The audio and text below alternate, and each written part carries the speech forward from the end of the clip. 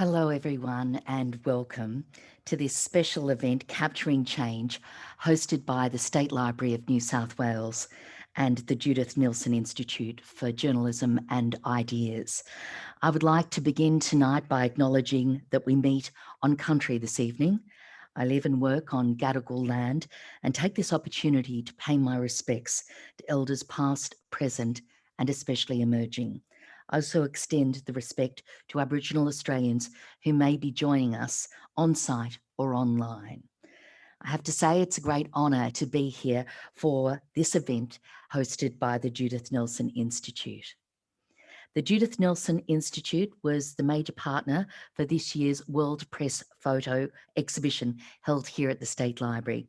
The Judith Neilson Institute supports and celebrates quality journalism and storytelling around the world. It funds a range of projects through its grants and education initiatives and hosts events to promote discussion like this one of the issues shaping the world. That brings me to our special guest, a man who, by his images, wants the world to change. Matthew Abbott is a documentary photographer widely recognised for photographing social, cultural and environmental stories covering contemporary, suburban and regional Australia. Abbott is interested in intimate storytelling, shining a light on quiet moments that usually go unseen. He's a regular contributor to the New York Times and other international media.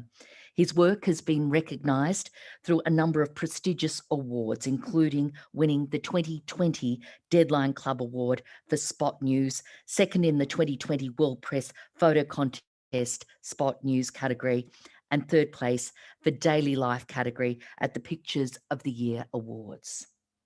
He won the 2018 and 2019 Nikon Walkley Journalism Award for Australian Daily Life. Abbott was the inaugural Oceania representative for the World Press Photo Global Talent Program.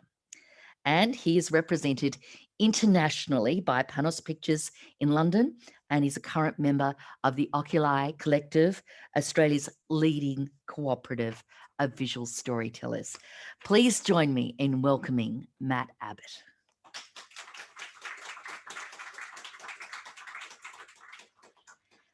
Well, how did you get started? What attracted you to documentary photography? Well, I'd been photographing and making art, and I guess my background was always in visual arts. So I'd been doing that for a long time throughout high school, and I sort of gradually was drawn to photojournalism. After many years of trying new things, and I kind of just realized that my passion was for other people's stories and kind of connecting with these people in such kind of intimate kind of ways. So it was really driven by that experience of being close to people and learning a lot about the world we live in, and to the big stories that matter. Yeah. And what was one of those early stories you thought, this matters? Yeah, it's a good question. I think when I first started, I was truthfully, I was drawn to just making really beautiful, strong, and sort of poignant images. But as I kind of progressed and matured, I realized that it was really about the story and the people that matter. Well, the people, it was story driven. And so the first story that really kind of nailed that for me or got me thinking about this was covering that issue in Melbourne, where a bunch, of there was a situation where South Sudanese youth were being singled out by some of the media as an issue around gangs and so on. So I'd spent time in South Sudan, and I felt like they were not being sort of represented properly so far. And so I traveled down there, and I was able to sort of tell the story with their support of what their lives were actually really like. So what was the narrative that you were capturing, and what was the narrative that the mainstream media was capturing?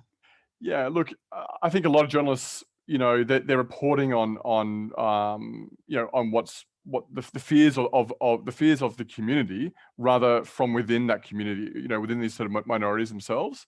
Luckily, I was able to gain the trust of those people, and just sort of show that at the end of the day, these kids were just regular Australians, and just kind of getting on with their lives. And Yeah, so I think that was so the beginning of that, and I'd been covering sort of before that, even working on Manus Island and photographing there. That was sort of a kind of important point, I guess, in my career. But yeah, so I've sort of just been drawn to sort of social issues and now very much environmental issues. So this was your first ever bushfire coverage, and it was massive. Yeah. And you were there from November until February. What shocked you the most? Well, what shocked me the most was just how sort of unrelenting these fires were. I think in the past we talk about these big events like Black Saturday, Black Friday. Fires have a name by where they started, and we remember those as kind of pivotal moments. But as we as we eventually realized, this season couldn't be put down to just to one event. There was no name for this season, so now it's obviously known as Black Summer. It's the only way to describe And they what started in what we was. spring as Yeah, well. yeah, exactly. Yeah, so it started as early as October. People had been talking about, in the circles that I was sort of talking with, amongst my colleagues, other journalists. Yeah, they were predicting this. It was sort of an inevitable situation. So we made sure that we were prepared. Had the sort of car ready and all the safety equipment ready, and so yeah, we had a inkling that it was going to be a really serious year. And you say that we, Mm. and the media is often, people competing against each other, trying to outdo each other to get the image that no one else has. How did you work together? Because I've seen you with some other of Australia's other great photographers Mm. there in the field together.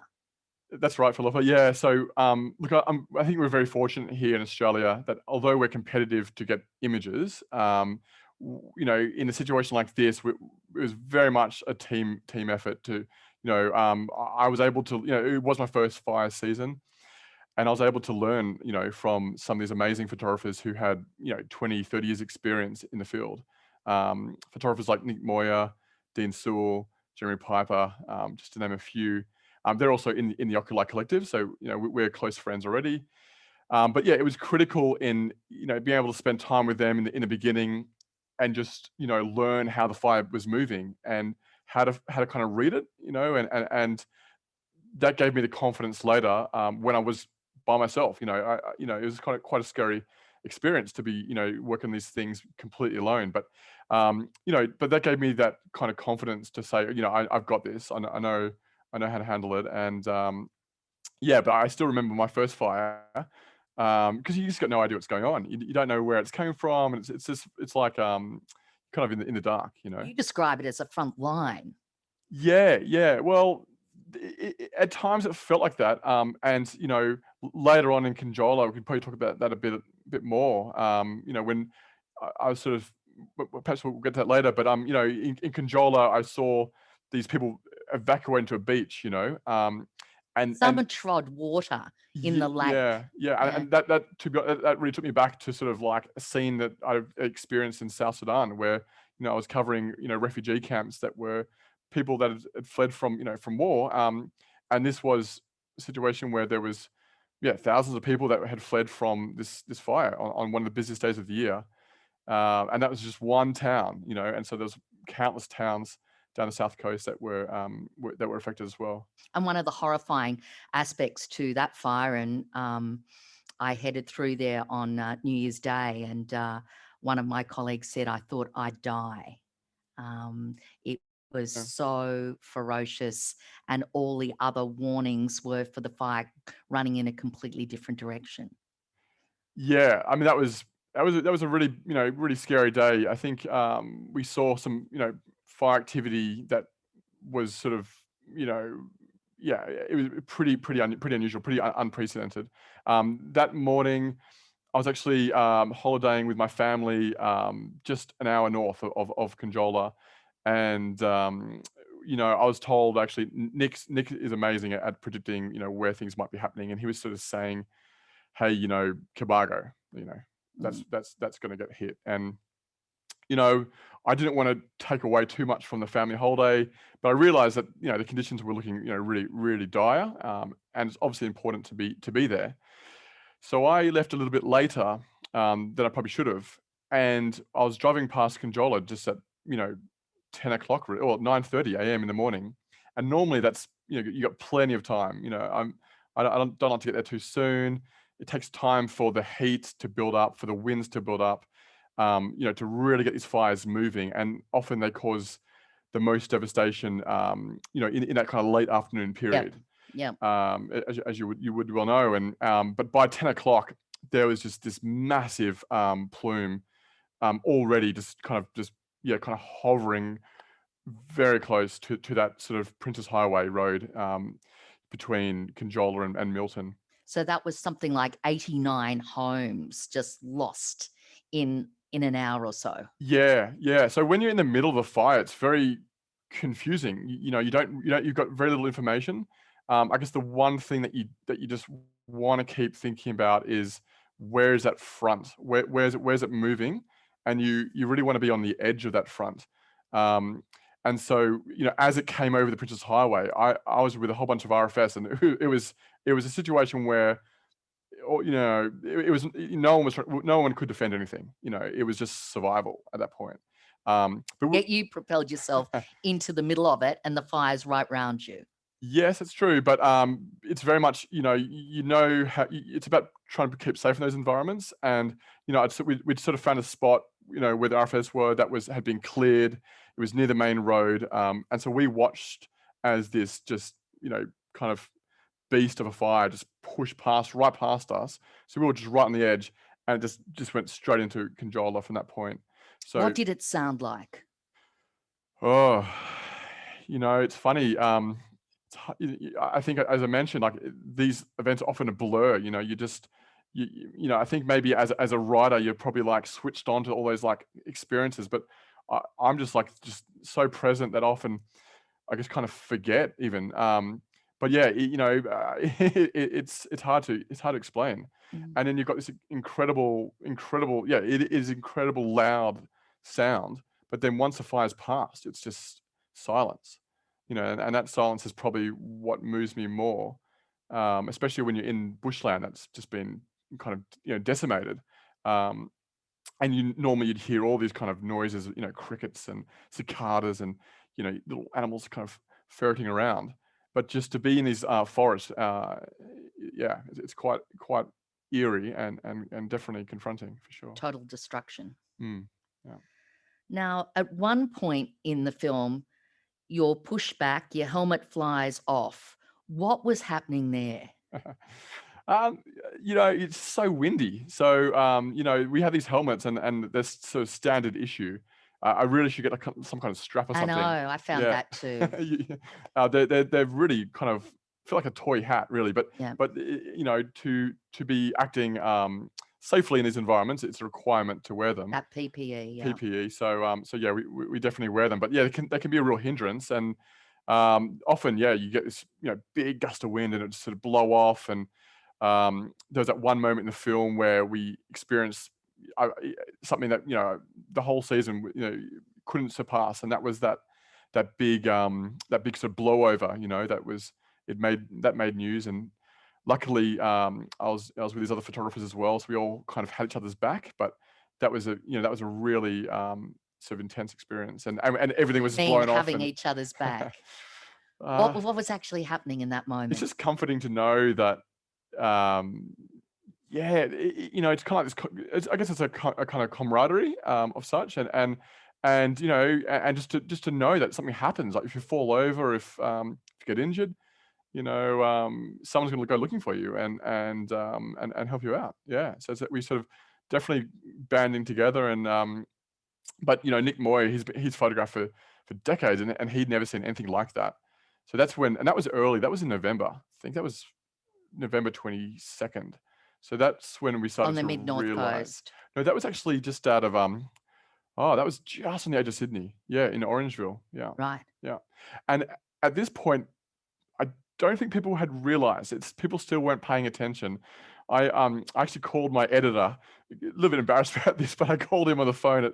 Didn't even realize the time of night, and I called him and said, "Hey, like, this has just happened, and and he was like, 'Hey, Matt, it's 10:30 at night, and maybe this can wait till the morning.' And was like, oh yeah, sure, sure, Damien, I'll give you a buzz back. But yeah, it was such a really intense experience. And fires were joining up. Yeah, oh, it was just yeah, and because it was on the edge of Sydney, and I don't think people realize how Mm. close we were to a Mm. really, really serious situation. There was a serious battle being waged on the Hawkesbury River.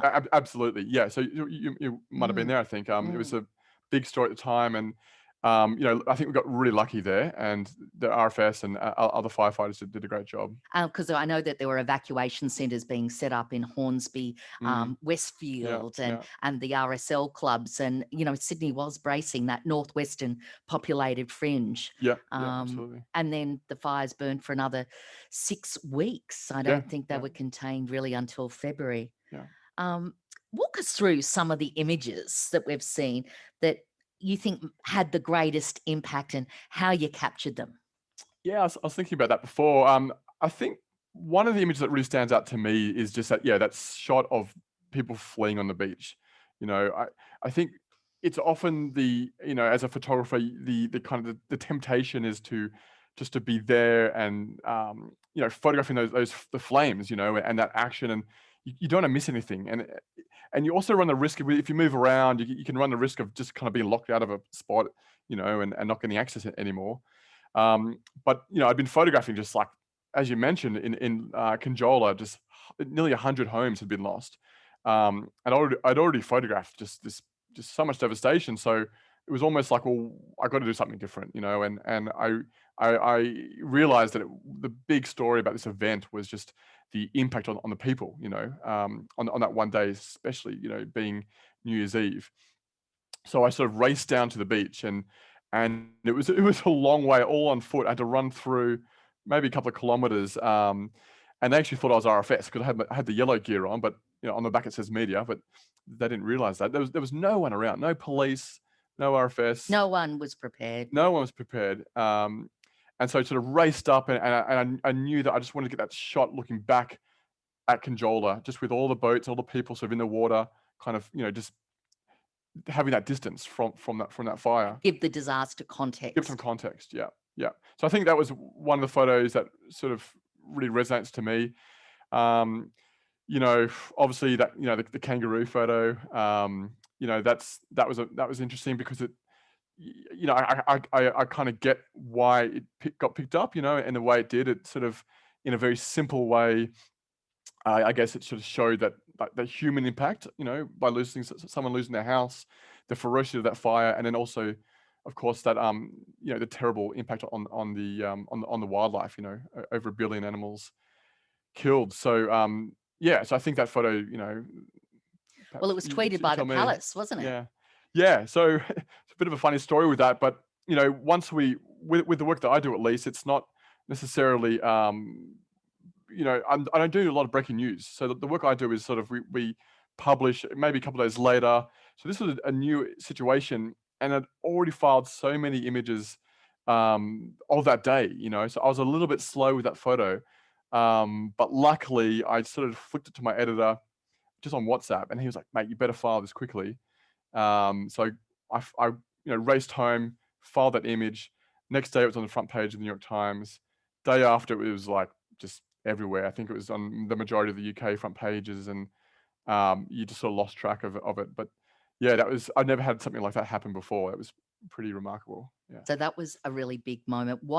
It had an impact in terms of going global. Mm. Do you think it had an impact in other ways? It seemed to, I think there was an opinion piece in the New York Times, wasn't there, about Australia not acknowledging the challenges of climate change. Walk us through a little bit of that. Yeah, I think that photo, you know, that was the moment on that one day when the story really changed. So up until that point, I hadn't been actually having much success selling the work and getting it out there to an international audience. But yeah, that was the day that changed. There was a huge amount of interest. I think a couple of hundred or so journalists kind of flew in from overseas, and it became really difficult working here because all of a sudden there was this massive interest in what was happening in Australia. It was a combination of having these thousands of people kind of trapped on New Year's Eve. But it was also, I think, the rest of the world kind of going, hang on a second, that this is a serious climate event, and perhaps this is one of the first sort of real sort of climate change disasters. And so I think that's what really drove that news cycle. And so, yeah, from that point on, it was just nearly every day. It was just sort of working. And as the fires kind of slowly sort of died down to a point, I mean, they were still happening, but not to the same kind of ferocity, I think, as we saw earlier on. And I'm just wondering about the conditions, because what struck me working particularly down the south coast in end of December, January, was all our critical infrastructure went down. So Yeah. there's no power. There was, it would have been really hard to file. We found it really hard to file. We got the satellite truck down in the end. But, the phones were down. Yeah. Everything was like we'd not seen before Yeah. in Australia, Yeah. where we were just sort of, it was not. People were really vulnerable, People were vulnerable. People couldn't get fuel. People were stuck on highways trying to evacuate. Yeah. Yeah, people were stuck in some of these towns. I had friends saying, hey, if you go to, I actually ended up just catching up with a friend in Manana. She'd been there for 3 days, and her sister was just, beside herself with worry about her. People were really concerned. And I think, I mean, I hope it was a real wake-up call, to what can happen and how serious, these events are. Yeah. And some of my colleagues have joked about me being a bit of a prepper, and I had one of those little flashing lights on top of my car too. But to be in that hostile environment, and it is a hostile environment, how did you prepare? You were talking about filters for your mask. How did you go about it? Yeah, I definitely wouldn't describe myself as like mega organized. Bit of a sort of like just kind of wing it kind of personality, I guess. Satellite phone? No, nothing like that. No, no, just the camera, phone, not normal phone. Bit of water, a Bit of water? few muesli bars, and yeah, and definitely, got Bet you've never eaten a muesli bar since. yeah, yeah, tell me about it. Yeah, you don't, but you just don't eat. You're just so wired, and yeah, I would really struggle to eat. Waiting for the fires, definitely, I get super hungry, but once you're busy, yeah, you just go. It's just because you're just so focused on your safety, especially when you're working by yourself. Because the fires are mesmerizing, aren't they? I mean, you're looking through that lens, and then you're not really knowing what's happening around you. Yeah, because you're actually not photographing that much. In another shoot with people or things are moving around, you're shooting a lot, and you're trying to find these little moments. But with the fires, it was just, it's like, just at least with photography, you're just going in and you're getting close for these really kind of epic moments. Where you choose your times to go in. Yeah, so it's probably.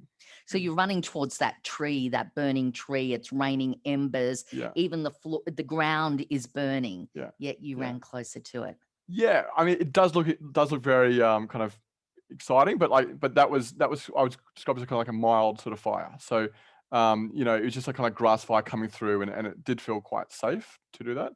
But yeah, no, different experience.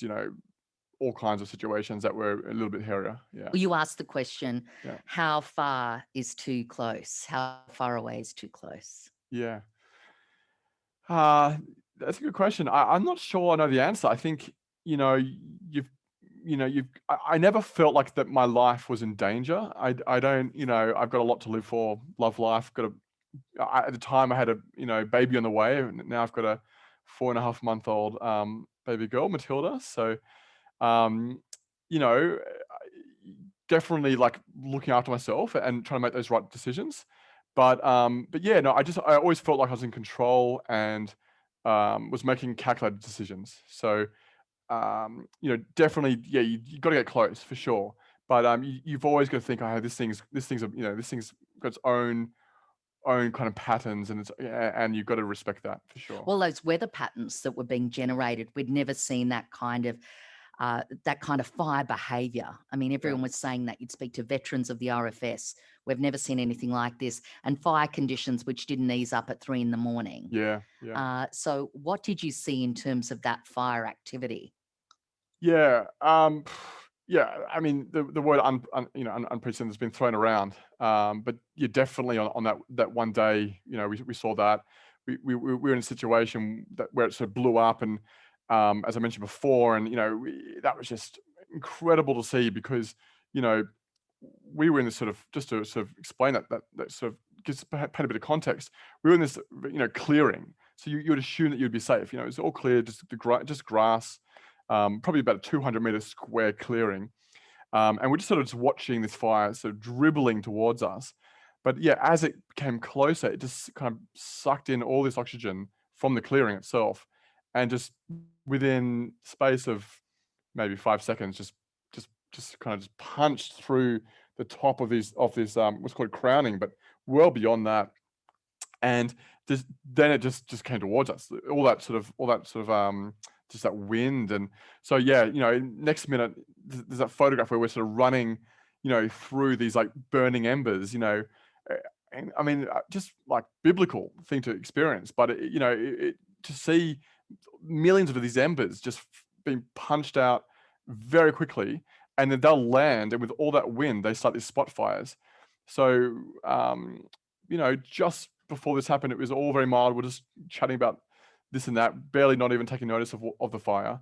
And then within 15 seconds, everything had changed, and the house in this clearing was at serious risk of burning, and it required maybe 3 or 4 different groups of firefighters to save that house. So that was a real sort of wake up call. And a lot about this stuff is about luck. It's about how things are moving. You get a bit like a hurricane, or tornado. You can get very unlucky, or lucky. But yeah, so that was the time I realized how quickly things can change. How do you work with emergency services? I've got some of my own views here, because often there are barriers to getting close, and it doesn't cut it with our editors to just have smoky shots. You've got to get that fire. Yeah. So how do you go getting past those barriers and the roadblocks? And because there is the very real risk of falling trees, widow makers. Yeah. You must be a superlative negotiator. Yeah. So it's a case by case basis. We're very lucky in New South Wales that the RFS is very supportive of what we do, and they want the story to be told, and there's no issues there. That's the RFS, from a organizational level. On the ground though, things can be different. Then it's a matter of like different personalities, especially when you're going to more regional areas where you're an outsider coming from a newspaper. Bit of suspicion sometimes. Then you can find that there's people have their own sort of concerns about having a journalist there. I was photographing this one scene where the fire kind of got into this sort of alpine country, and it was this plantation actually, and it was just Forestry. Yeah, and it was nuclear situation. I'd never seen anything like it. I was way back, but even being back a kilometer nearly back from this fire, that I was being told to leave, and they just didn't want me to witness this thing happening, and so there's this fine line where it's like, well, okay, my job is to tell a story, and it's To bear witness. to bear witness. And climate issues is potentially one of the most serious things of our lives, of our generation. And so sometimes you need to push hard, and you need to push back to be able to witness these things, and to be able to show people what's happening. What did you do in that moment? Well, I kept photographing, yeah, and I've eventually sort of relented and pushed back, but I made sure that I'd at least got that image that I needed. So, there's times where there's roadblocks, and the police, they just have these sort of blanket bans, no one's going through, which you would have experienced. But the key to what I do is knowing that there's going to be a fire, or knowing where the fire's going, and being there before it's been shut down. And it becomes so dangerous that the police can't go in there, So that's really how we're able to get those photos. Did you sleep in your car? Where did you sleep? And you got into a pub there. I could see a Yeah, couple of well-earned yeah, schooners. But yeah. um, what were you doing?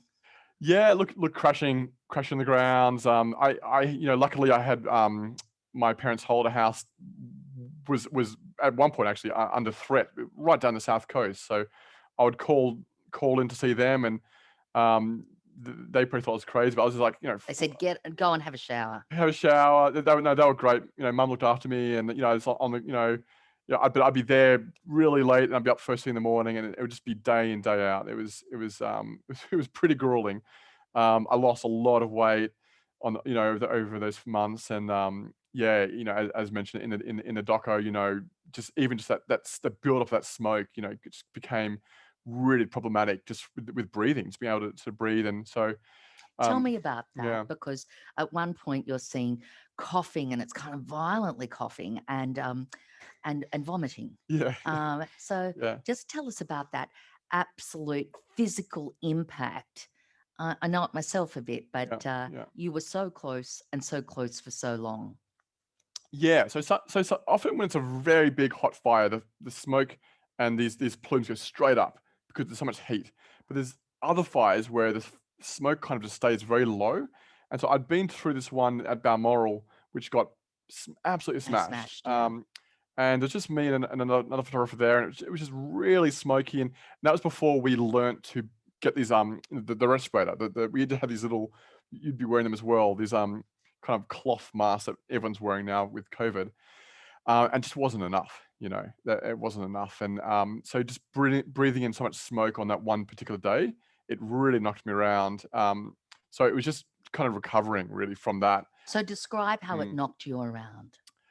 Oh, look, it's hard to say. Just yeah, I'm not even sure what happened, and it's hard to even remember this time, because I was just so busy.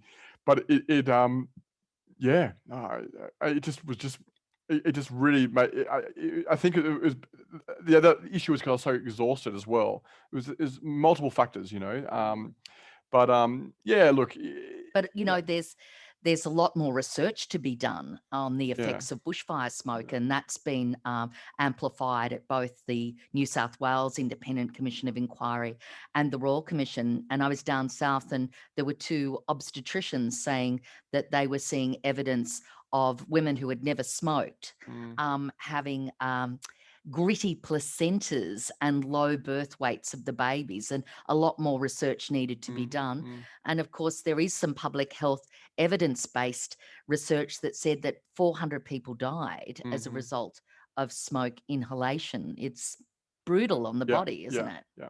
Yeah, yeah. So this is some of the things that we're looking at that aren't the sort of headline grabbing, stories that we're, used to seeing. But some of the fallouts from this fire, absolutely the smoke impact on people. Something like how many millions are in Sydney? Like 5 or 6 million people Yeah.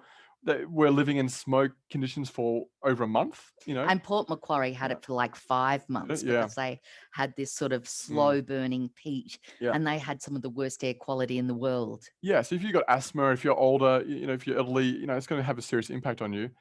Then, of course, there's the impact to the water quality. So that not many people were talking about, but a lot of these sort of dams and things. Most of our water catchments are in these areas that were Yes. burning. So we don't know. I think the full extent of that as well. So I think there are these sort of hidden dangers to although we're very lucky in the sense that the number of people that died over the summer wasn't as great as it could have been. I think we got really lucky with that.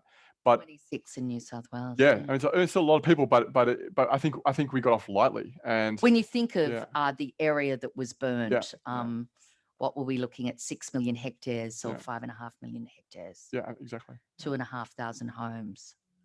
Um, I'm just going to ask you, I want to keep talking about the environmental aspect, but you were sharing that, you had those issues with breathing and everything from the smoke.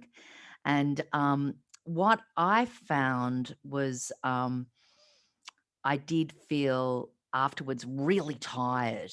I Yeah, suppose it's running on adrenaline, but yeah, I was only going a maximum of 11 days straight. yeah, Um, yeah, and uh, and it's just that sort of absolute exhaustion, but you don't want to complain because, it's very vicarious. You're in this privileged position covering it. But there are a lot of people that got pretty tired and didn't feel well for some time.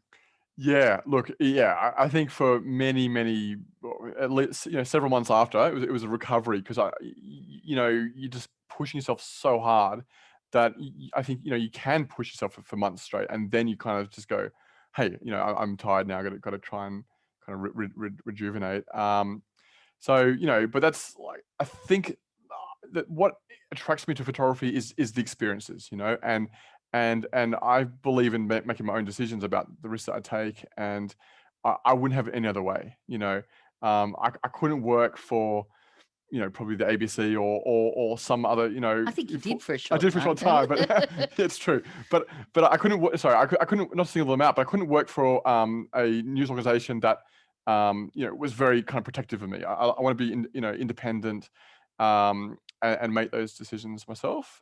I think, and it's it is exciting as well, to be there and to be witnessing something so historic, and to witness so many unbelievable things that you couldn't possibly imagine before seeing them, and so that is, that's a privilege of the work that I do, and then a big part of what I was doing is just what everyone saw were these images of the fire, but there was months afterwards where I was sort of reconnecting with the communities that had been impacted, and you saw there in the film the Fletchers. I've visited them several times since, and how are they going?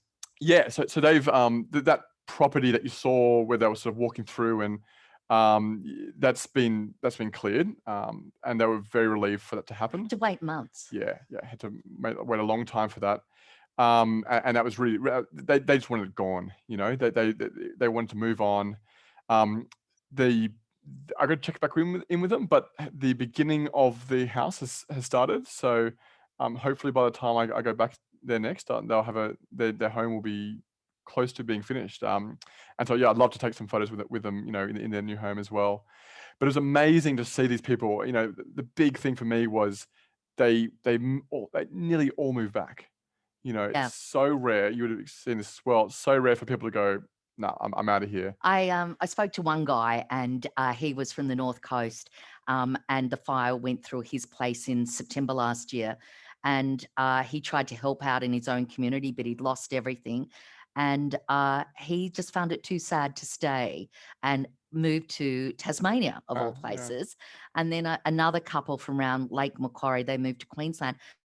But otherwise, there was one old guy in Bateman's Bay, and he said, "No, I never want to live near the bush again." And I called him the other day and I said, "Hi, Steve, where are you?" "Oh, I'm on a beautiful bush block at Bateman's Bay." It's that sort of love of country and identification. But it is interesting, all these people building back in the same spot. Yeah, and I think as well the way that the community came together after these fires was just spectacular. People were really, you go into these kind of community centers, and you would have been down to Quorma, did you? Yes. And there was this note. There's one thing that really stood out to me was there was this note, a pin-up board, and everyone had left these stickies, little colored sticky things saying, Bob, whatever, safe, dog survived, here's my new number, or staying around the block. So because the phones weren't working, it was their way of communicating that they were safe and they were fine. And that was really moving to see that, and to see all these little messages, and just to be there and spend time at these centers and have people come in to grab food, because some of them didn't have food or had nothing. And everyone thinks, why would you walk through the wreck of your home in your thongs? Yeah. Well, that's all you got, Yeah. But that Quorma Community Centre, I think it's a beautiful old art school. And you just, you go in and you're welcomed, and people have got nothing, saying, "Oh, would like a cup of tea and have a piece of cake." That absolute generosity and community. I'm just going to take you back. To what extent, as a photojournalist, I mean, do you have to show the extremes to get people to take notice? Yeah, I it's a good question. I'm not always interested in extremes. I think if you look at the images I submitted to the world press Mm. and and others, it's often I'm interested in sort of the emotion. Emotion's everything. I want to move people. I want people to feel something. Um, and often, yes, that is the extremes, but other times it's just, it could even be actually them being surprised to see something. There's one of my favorite photos is of the water dump, from the helicopters coming down. And it just looks like this sort of waterfall in the middle of the bush. I What was did it feel like? Because, they carry so much water. Yeah, well, that was the first fire I'd ever been to, major fire, and so I was actually reluctant, or I didn't want to get too close because I thought that the guy up top in the chopper might be upset with me, and not want I'm not getting in his way. Turns out they don't care. They'll just drop it on anybody, which is great for photos. But yeah, but just that image for me was like it's one of my favorites because it just shows just the kind of just the it takes you into another direction and it makes you think about these fires in a different way, I think, and how we're fighting them and how we have to rely on these kind of massive planes and choppers to try and knock back these fires and stop properties from burning and. You say you want to contribute to how we view the fires and you want Mm, to keep pushing. mm. Do you think your images have changed things? And if so, what are you hearing? Mm. Look, it's very hard to say, does an image change anything? I can say, and I think it's something I'm really, really thrilled about, is just the amount of money that was donated, and Mm. and I've had countless people say, Matt, your photos, especially that one of the kangaroo, really helped generate a lot of money, and that's pretty cool, lots of other photographers out there as well doing amazing work, but collectively for us to be sort of like being able to show people these things and to generate that kind of generosity and these donations was really awesome. But yeah, but of course it became a huge story internationally, and people did notice. People realized that this was a massive issue, and yeah, I think in some sort of kind of small way, it's these photos do make a difference. Yeah, they are able to inform and show people. And going back to that conversation before about the access we're able to have, and Mm. and how It's a big issue for all of us. it's a big issue, and you know all these photographs you're seeing, nearly all of them, that the ones that really move you, we're right there in these fires. We are past the roadblocks. We're there. We're in these very kind of dangerous environments, intense environments, and people wouldn't if the authorities had their way. The police, we wouldn't be allowed into these spots, and that'd be a tragedy. We wouldn't be able to see what's happening, and so to have had those fires happen, to have the Black Summer happen, and to have no evidence of that visually would be really sad, and it would be really would be a real issue, I think. It is an Yeah. issue of media freedom, Mm. isn't it? Yeah. Because I think we were speaking earlier because, you know, forestry don't want you to show forests and plantations going up. Yeah. Yeah. National parks mightn't want an aspect of something that might have gone wrong. Yeah. RFS, sometimes they have conflict with other aspects of the RFS and things might go wrong, or weather has not been the way they thought it was going to be for a backburn. Mm. So there is that element of trying to censor the media so they can't get close. Yeah, I think it's often with sort of government organisations, especially that there is that sort of censorship that can happen, um, you know, but luckily, yeah, with the RFS, they generally I think they kind of realised that they were up against it, and things were going to go wrong, and And they needed the world they to needed know. the world to know, yeah. So they've been And the flip side is mm, for those agencies is that they don't want loss of life. They don't want blood on their hands. yeah, So yeah, they are yeah. on the side of no.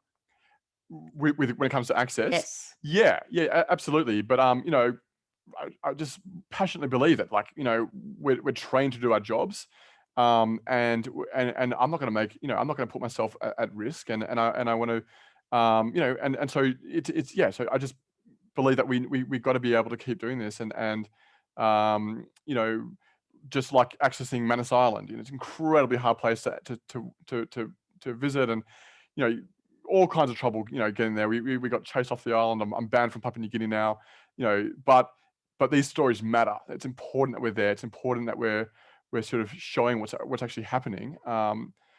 And yeah, and the consequences be damned. Okay, the consequences be damned, but there is a lot of heavy-handedness, I think, increasingly towards the media. Have you experienced that in recent times? I mean, I know there was a backburn that got out of control around Manly over the weekend. Yeah, yeah. Look, I think we're pretty used to it.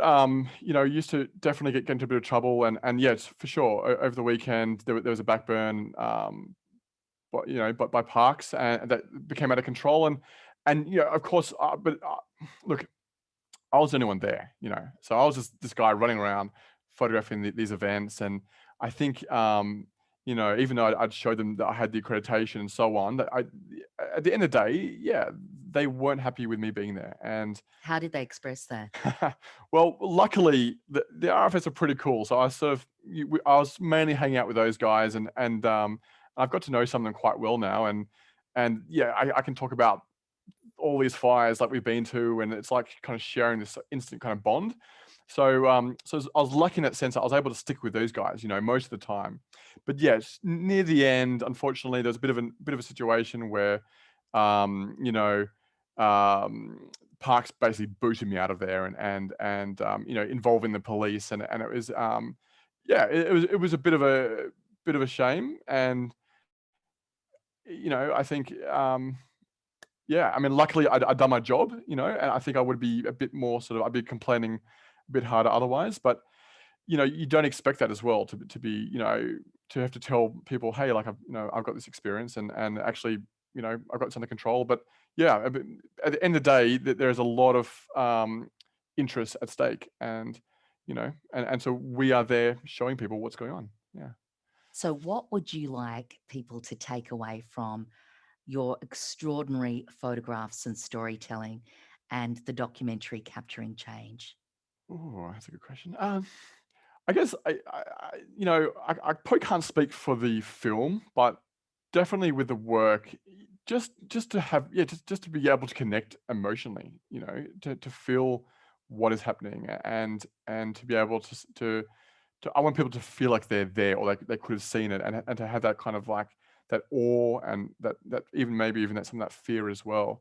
Um, but it's not, yeah, as I said, it's not just about those like kind of extreme images. It was that story that I probably some of the most work that I'm most proud of, was several months after I went down to Cobargo, Corma, and connected with these communities that were now dealing with this sort of double disaster. Some of them had floods and then the Yeah, well, they had pandemic. floods, and then the pandemic, and they were told, "Hey, you got to isolate now." And this came at the worst possible time for them, because they had these amazing, community centers, and where they're coming for, They couldn't gather. they couldn't gather, they couldn't come in for the hugs, and people people are and were incredibly traumatized. I think the mental consequences of these fires is pretty shocking, and at least from what I've witnessed, and Completely underestimated. yeah, yeah, exactly, and so people were really vulnerable, and a lot of people had lost their homes. They're living in caravans, leaking caravans. Caravans that people had donated because they didn't, want them anymore, because they were leaking, and or they weren't the best quality, and then winter was coming. It was really kind of really hardcore situation. It's an extraordinary situation, isn't it, that people are so grateful to live in a converted shipping container Yeah, yeah, yeah, yeah. and for the next couple of years. Yeah, it's tough. It's really tough. And that's when I think people that they were processing these events, and in the early days, as it just happened, people were still on the rush of what had happened, and hadn't had a chance to really think about it. But some of the stories I was hearing, months later, it was really shocking. And so yeah, so can't remember the first question you asked me, but yeah, I wanted that story to get out there and have people realize, hey, this hasn't, it's not all okay. Yes, the bushland is coming back. We're seeing a slow recovery there, but people are still really hurting, and this is going to be going on for a long time. And then that comes to the responsibility of the media. We fly in, fly out at the worst possible time in people's lives. But your journalism and my journalism has been going back, seeing how people are going, seeing what changes might need to happen, Yeah. and conveying those experiences months on. But we've then got to battle a fatigue sometimes with editors, about not having that compassion factor. Yeah. So I think it's tricky as well, because like working with photographs, if it's not a visual story, it's not a story, and that's kind of the kind of work that I'm doing now. It's not to just support a writer. It's to kind of carry a story as well. And so yeah, sometimes yeah, that's why I feel like I've got to push myself really hard to find that visual aspect, and maybe it's just really intimate images, that are sensitive and make people feel something. And so that's why, it's a matter of just, yeah, I'm passionate about the story, and I want to get it out there. That one of my favorite photographs is my mate Glenn, I think it was, in at a Akoma. He was showering naked Yes. on his block. Like, for me, like, that image just gives me the chills just looking at it again, in a doco. And he, block just decimated. He'd kind of jerry-rigged this shower in the corner with a gas bottle, is out there naked to the world, with all these burnt trees around him. And that was his winter. And so that image was really important to me to get, and just to show, hey, like, this is someone's reality now, and this is what, so it's looking for those really personal, intimate moments that can kind of convey that message. Thank you for taking us there and for your incredible work in capturing change. Could we have a round of applause from Matt Abbott? Thank you. Thanks, Wilbur. Thank you to the State Library of New South Wales for hosting this event, and for the Judith Neilson Institute for Journalism and Ideas for everything they've contributed. If you'd like more details about capturing change, please visit the Judith Neilson Institute's website, jninstitute.org/capturing change. Thank you. Thanks a lot.